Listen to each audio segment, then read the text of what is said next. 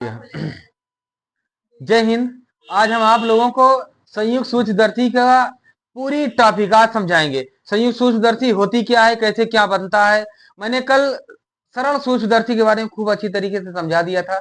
अगर सरल सूक्ष्मदर्शी नहीं आ रही है तो एक बार फिर से जाकर वीडियो में हमारे सरल सूक्ष्मदर्शी को पूरी तरह देख लेना और वो मजा आ जाएगा तुम्हें।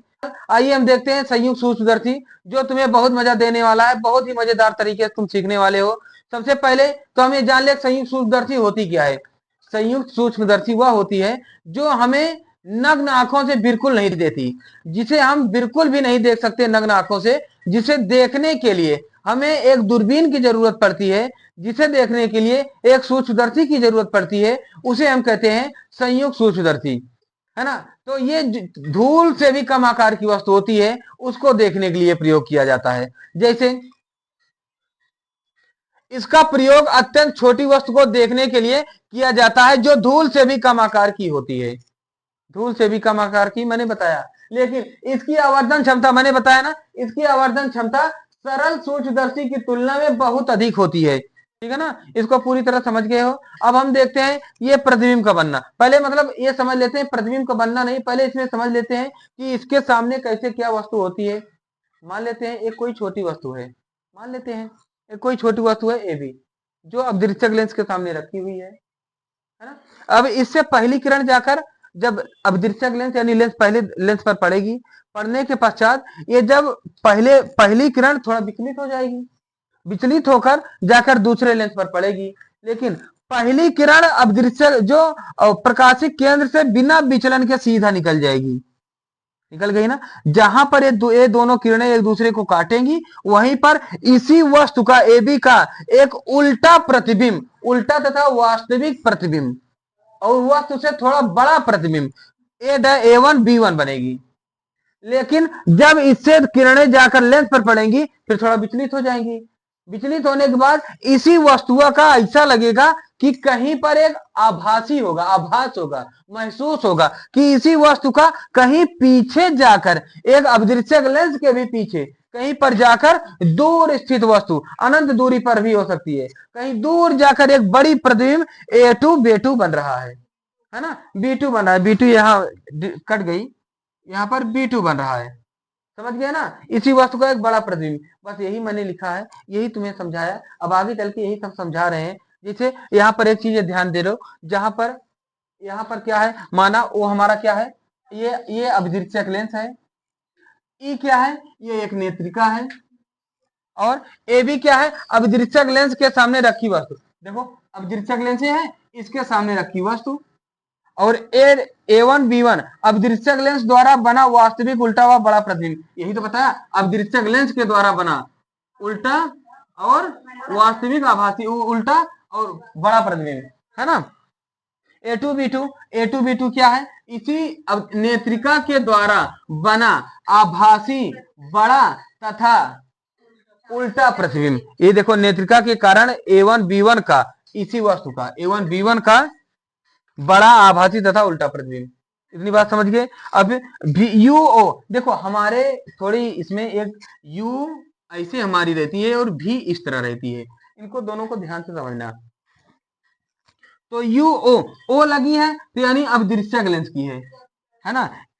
ई लगी है तो यानी नेत्रिका के लिए है ना। तो यू ओ क्या है, अब दृश्यक लेंस से यू होती है वस्तु की दूरी, है ना। अब दृश्यक लेंस से वस्तु की दूरी, अब दृश्यक लेंस से इस वस्तु की दूरी, है ना। और VO क्या, भी प्रतिबिंब की दूरी होती है। तो अब दृश्यक लेंस द्वारा कौन सा प्रतिबिंब बना है, यही A1B1 ना, ये प्रतिबिंब की दूरी हो गई, है ना। और VE क्या है, नेत्रिका से A1B1 के बीच की दूरी। देखो नेत्रिका से A1B1 के बीच की दूरी, इतनी बात हो गई, है ना। अब आइए आगे समझते हैं। चलिए, अभी तक पूरी तरह समझ गए ना कि हमारा प्रतिबिंब कैसे क्या बन रहा है, हम पूरी तरह समझा दिए। अब आइए देखते हैं इसकी संरचना। संरचना के बारे में कैसे करेंगे, मैंने जो समझाया है वही तुम्हें जो भाता है, तुम्हें जो आता है वही लिखने में मजा आता है ना। तो वही जो समझाया हूं, या क्या लिखा हूं इसमें, इसमें धातु की एक बेलनाकार नली होती है, धातु की एक बेलनाकार नली के एक सिरे पर छोटी अभिदृश्यक लेंस, अभिदृश्यक लेंस ओ तथा दूसरे सिरे पर बड़ी फोकस लेंस वाला नेत्रिका लगा होता है। बस यही बताया था, यही समझाया हूं। इसमें अब दृश्यक लेंस तथा नेत्रिका दोनों उत्तल लेंस के होते हैं। ये बात ध्यान देना। कोई तुमसे पूछ ले कि सूक्ष्मदर्शी और दूरदर्शी में कौन सा लेंस लगा होता है, तो बता देना उत्तल लेंस लगा होता है दोनों में। अब इसमें भी उत्तल लेंस, ये देखो दिख भी रहा उत्तल लेंस, ये दोनों उत्तल लेंस होता है ना। मैंने बेसिक में समझा दिया था, अगर ना समझ में आए बेसिक एक बार जरूर फिर से देख लेना, बेसिक वाली वीडियो। इतनी बात समझ गए, ये पूरी तरह समझ गए। लेकिन एक बात ध्यान दे लेना, इसमें अब दृश्यक लेंस सूक्ष्मदर्शी में बेसिक में बताया तो हूं ही, यहां भी समझ लो सूक्ष्मदर्शी में अब दृश्यक लेंस छोटा होता है और नेत्रिका बड़ी होती है। इतनी बात समझ गए। जैसे जो वस्तु के सामने रखते हैं उसे अदृश्यक लेंस कहते हैं, जिसके सामने हमारी आंख रहती है उसे नेत्रिका कहते हैं। इतनी बात समझ गए।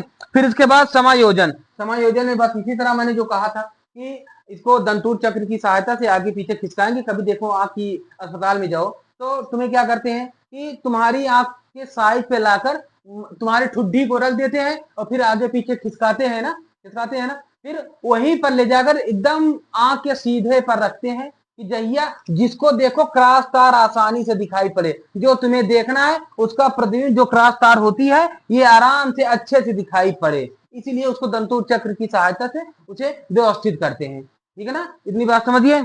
फिर यही मैं लिखा हूं कि सूक्ष्मदर्शी को दंतुर चक्र की सहायता से आगे पीछे खिसकाकर इस प्रकार व्यवस्थित करते हैं कि लेंस द्वारा बना क्रॉस तार आसानी से दिखाई पड़े, है ना। इसमें फिर यही फिगर बना लेना। इसके नीचे अगर लिखना हो और तुम्हें बढ़ाना हो तो और बढ़ा के लिख लेना। इसमें अब दृश्यक लेंस छोटा तथा नेत्रिका बड़ी होती है। अब दृश्यक लेंस को एफओ तथा नेत्रिका को एफई से करते हैं, है ना। इसमें दोनों उत्तल लेंस होते हैं।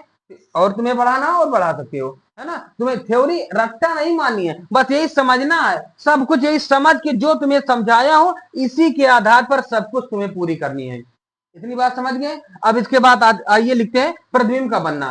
समझ गए, इसको उतार लो। चलिए अब देखते हैं प्रतिबिंब का बनना। मैंने जो समझाया है वही सब कुछ मैंने बताया ना कि रट्टा कहीं मारनी नहीं है, सिर्फ फिगर पे ही देखना है। एक कोई सूक्ष्मदर्शी है जिसके सामने ये भी वस्तु रखी हुई है, इसका एक बड़ा प्रतिबिंब इससे वस्तु से बड़ा, बहुत बड़ा नहीं, वस्तु से बड़ा इस अदृश्यक लेंस के कारण कहीं लेंसों में तुम्हें नजर आएगी कि A1 B1 कहीं इससे बड़ा और उल्टा रियल वास्तविक प्रतिबिंब यहां बनेगी। लेकिन इसी प्रतिबिंबिया का ये जो नेत्रिका के कारण जब हम अखिया से देखेंगे, अखियों से देखेंगे तो इसका एक बड़ा प्रतिबिंब कहीं बहुत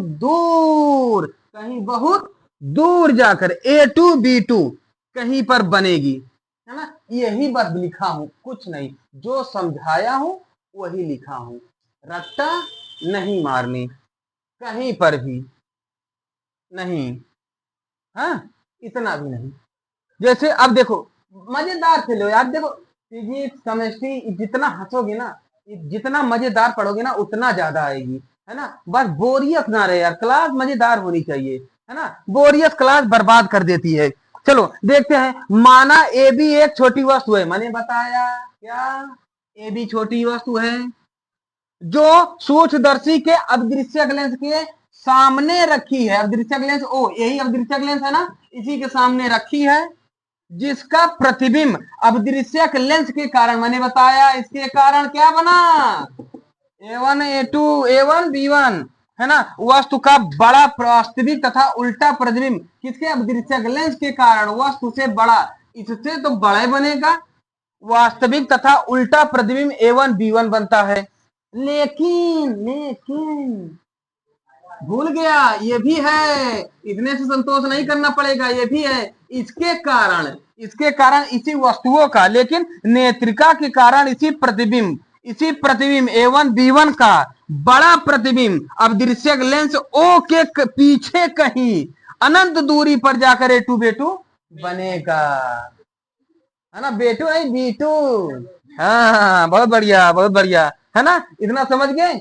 अब आवर्धन क्षमता समझा ना, आवर्धन क्षमता, है ना। क्या होता है, नेत्र द्वारा, किसी यंत्र द्वारा नेत्र पर बना